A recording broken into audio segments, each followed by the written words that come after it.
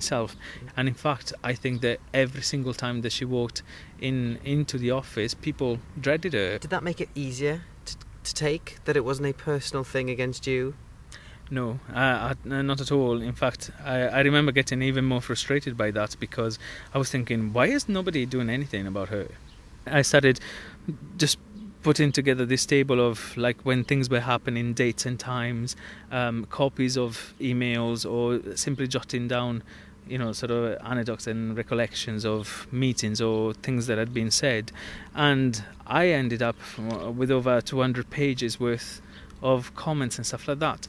And I remember talking to another colleague of mine, and really she could not believe what was going on. And I think it was from her point of view, the main concern that she was saying, I don't think that she realizes what she's putting you through. So Anita, you worked with Federico. How did you see him change? When I first met him was on the actual day of the interview.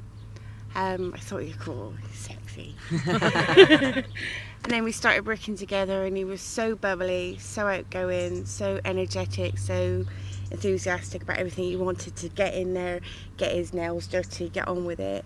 But then after a time, he was just getting miserable. He was just smoking more. He was coming in late for work, and she just kept giving him more pressure, and he just kept getting more downer and downer. And at one stage I thought he was just going to have to go to the doctors and get antidepressant tablets, because he was just so miserable.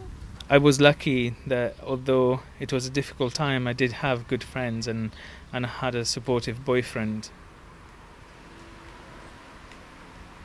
We just arrived on Penarth Pier, and I'm here with my friend Rhys.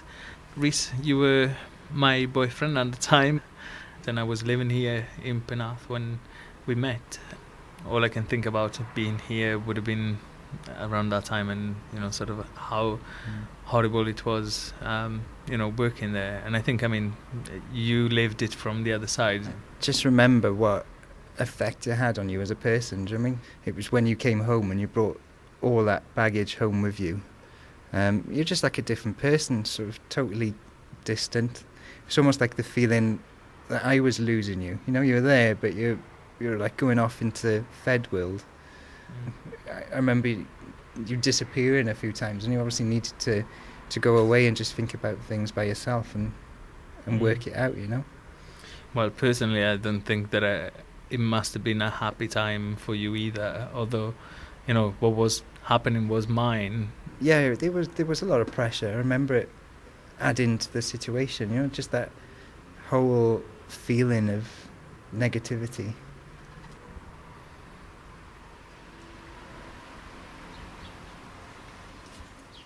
I remember going into this meeting the one day, and really I couldn't bring myself to go into work, because I knew that I had to face my demons, basically, and just bring myself to explain to her how I felt. How did it go? What did she say? She called me a silly boy, which to me was like, right, so you haven't understood anything of what I just said. But she basically said that she didn't mean for me to feel that way. I started crying, and she came over and she put her arms around me in a very motherly sort of fashion, and I thought, even that is inappropriate. You're showing in a way mercy and care, but if you cared, you would have cared right the way through, not now because you saw me in tears. And I think that as a result, she was a lot more calibrated and careful of what she said, but I wasn't there long enough to see the result of that meeting, because by then I had already started looking for a job elsewhere. The charity Federico set up helps people who need support about their sexuality, a service he could have done with when he was going through school. But how different are things now in Wales compared to back home in San Marino 20 odd years ago? Hello everyone. How's everyone? Hello, Federico. How are you? I'm good. How's it going? Okay, how's things with The you? Rainbow Group support young gay people in Torfaen. Federico caught up with some of them and their parents when they attended one of their meetings in Cwmbran. I just wanted to know a little bit about yourselves, and whether what you live now as young people in schools are similar experiences to mine, or whether you think that things have moved on and things are a lot easier. Pretty much the same. I can no longer go to school now because I've been bullied that much. I had to move home. I got attacked twice for being gay. You've been attacked? Yeah. What did he do? Did he start shouting at you, or did he just come over and... First of all, it was name calling, and then it was moving a bit closer, and it was 8 punches to the head, 2 headbutts. We did take him to court. He was found guilty, but by then it was too late for Josh because he was being bullied by everybody else at school.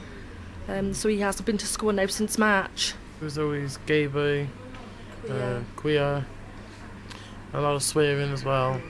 I was getting my head kicked in school from the beginning of comprehensive school because of what I was, and I would get rubbish thrown through my letterbox and my windows would be smashed. I'd have people waiting outside the school for me just to have a go at me, just push me in front of the cars on the roads and everything. Just because of what I was. I couldn't even tell my parents because I'm so scared to tell them. And I turned to self-harming because I couldn't handle it. And all this time it was the people that were supposed to be my friends. The terrible things these young people have gone through go to show there's still a need for the type of education and support Federico provides. But for him personally, those dark days are definitely over. So, which one's your house? Here, This one here. Typical Welsh nice. terrace. And